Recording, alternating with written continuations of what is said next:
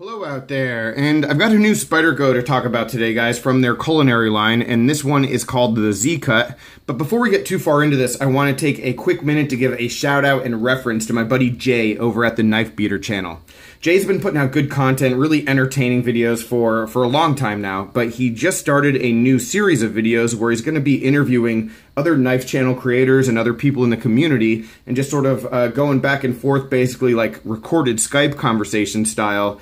And the reason why I bring this up is that I was the other person in the first video that he posted just yesterday.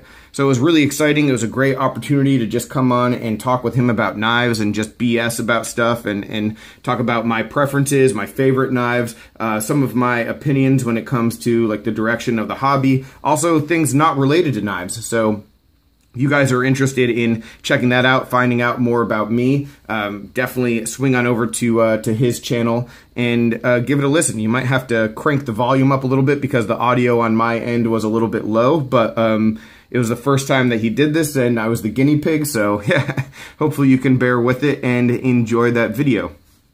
And even if not, definitely subscribe to his channel because, like I said, he's doing good stuff.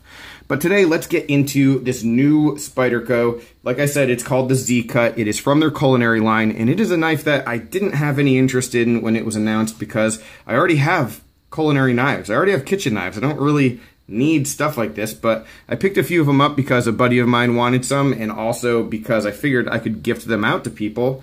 And lo and behold, I opened one up to test with it, and I like this thing a lot. It's got a lot going for it at the $20 price point. And so let's talk about some of the specs and details. I am going to get into a little bit of testing with this at the end of the video that I filmed yesterday, so you can check that out and see how it cuts. But for now, I'm going to go over, like I said, the specs and then just my impressions of using this knife.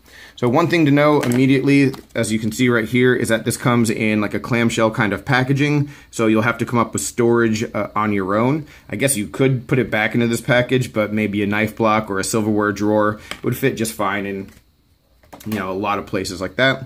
When it comes to the overall size of this, what we have is about 4.5 inches just under of cutting edge, which for an EDC knife is going to be a lot, right? But when it comes to a kitchen knife, that's not excessive at all. Like most chef knives are going to be that length, or actually probably a lot longer, to be honest.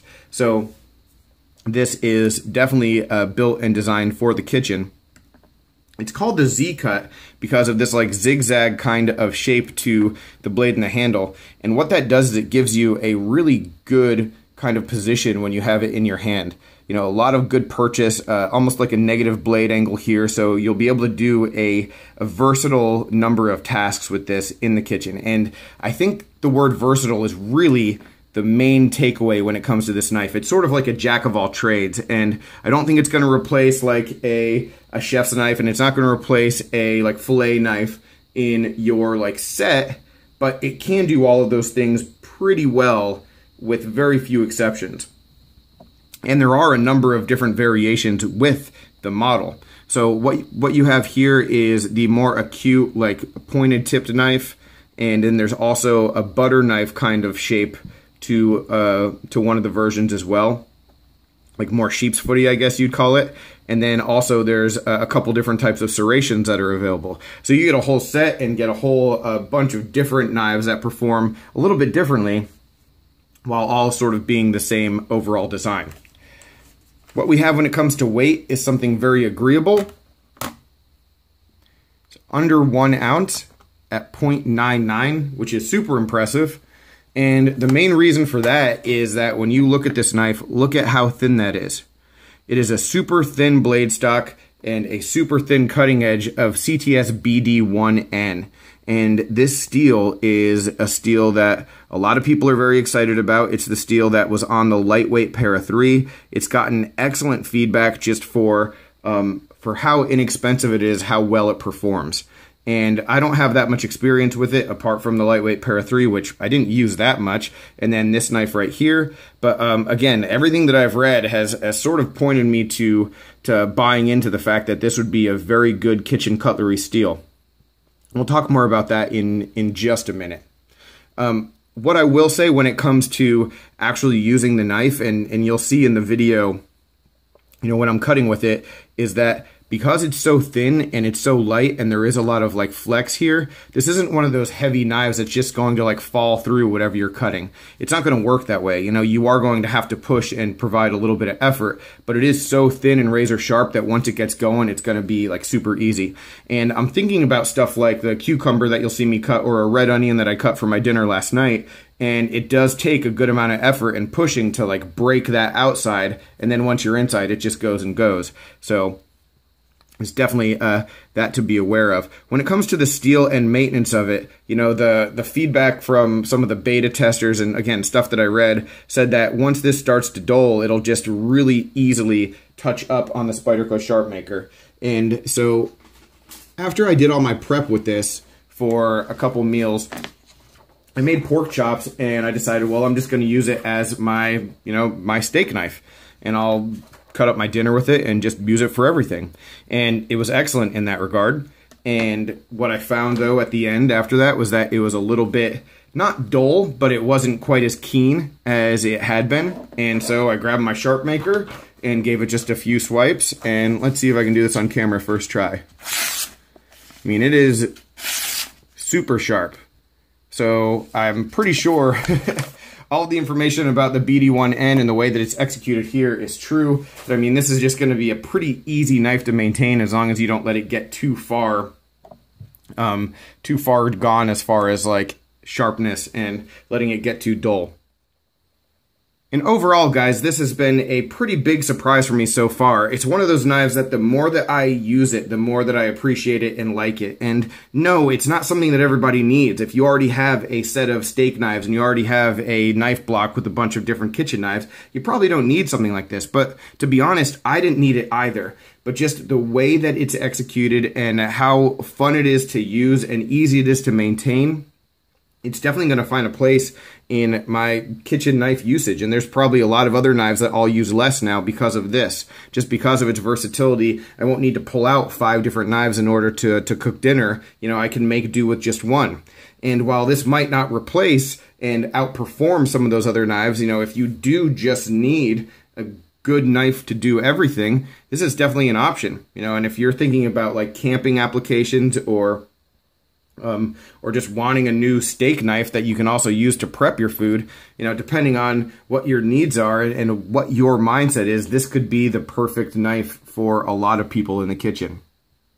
Also, I didn't mention this before, but it is dishwasher safe. Not necessarily something you want to do with your kitchen knives, but you can, you know, really easily maintain it. And again, the stuff that I said with the Sharp Maker is just an added plus that you're going to be able to keep this knife sharp and going for a good long time. So I'm going to cut to the testing at this point now and leave you there. So any questions, comments, complaints, suggestions, let me know down below, and let me know your feedback about this one, guys. I appreciate it. Alright guys, and one of the big talking points that I already mentioned is just how thin the blade stock is here. And so that gives us a very, very thin cutting edge, and it is a full flat grind. But I mean, for size comparison, take a look at the stock of the 943 versus this. So, I mean, that blade stock up there, which isn't necessarily a thick knife, especially when we're talking about the overall length. There's the Paramilitary 2. I mean, this thing is just nothing. It's super thin. And with my experience with kitchen knives, this isn't necessarily the knife that you're going to want for like a lot of chopping. You'd maybe want something a little bit more rigid and with a little more height, but just basic slicing and just like light use. You know, you're not going to be wanting to chop like pounds and pounds of cucumbers, but you could definitely slice one up, you know. So more slicing, I think, than dicing, but let's just see how this does. I haven't cut anything with it yet, so let's see if we can get it focused and just see how it glides through.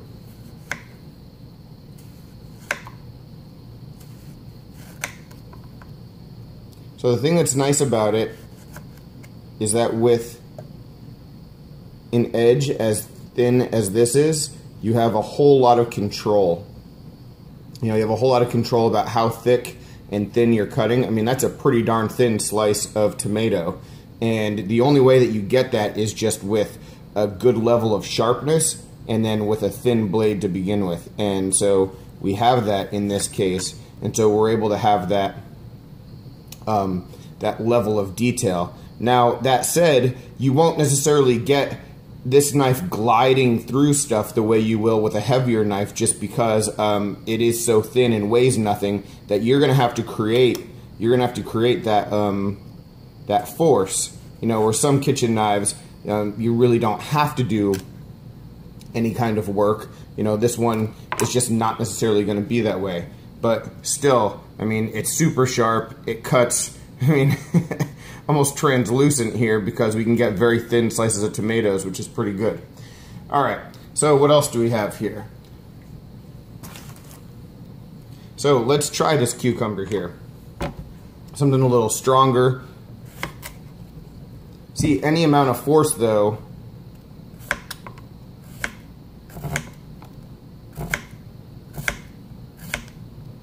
it's very agreeable, and these are just straight push cuts right now.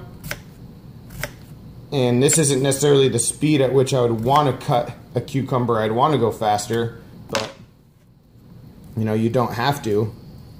And yeah, I mean, it's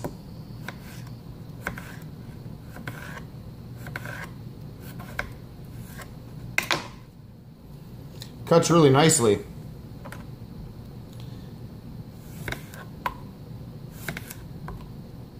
Yeah, and while I said earlier it might not be the best for like heavier or thicker things, the thing about it is that the thinness of this knife can pierce a thicker, you know, stronger substance like a cucumber versus a tomato, and once it pierces that, it just slides right through. So pretty happy with the performance of this thing so far, and while it's not going to necessarily replace some of your more specialty kind of knives like a fillet knife or anything, I mean, certainly with this kind of flexibility, it could do that job. Maybe not quite as long as you would want, but I think as an all-purpose kind of thing, maybe to take camping, maybe just for basic everyday kind of prep. Here's a sausage.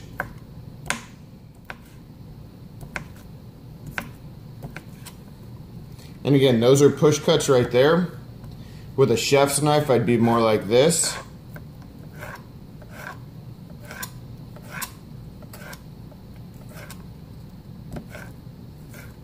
Yeah, I mean, this knife's going to be able to do just about anything that you need it to do.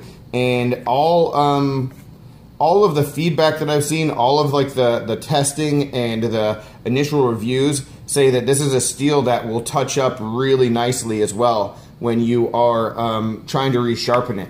You know, in my experience with chef's knives, what I see a lot of is a lot of rolled edges. You know, when you work in restaurants, you always have this really super cheap steel that's soft because you don't want to chip it. You'd rather just roll it and then straighten out that edge.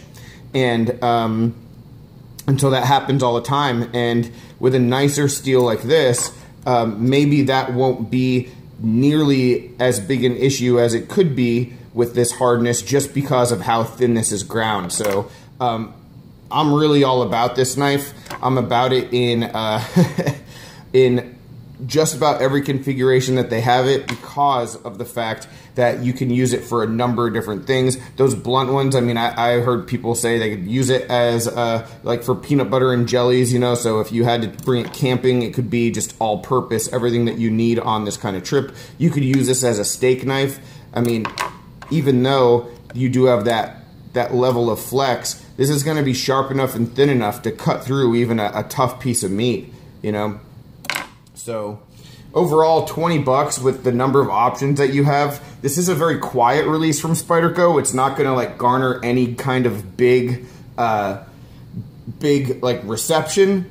But that said, I think that it does a good job at what it aims to do, and there's definitely value there for someone who's just looking for a good usable knife in the kitchen.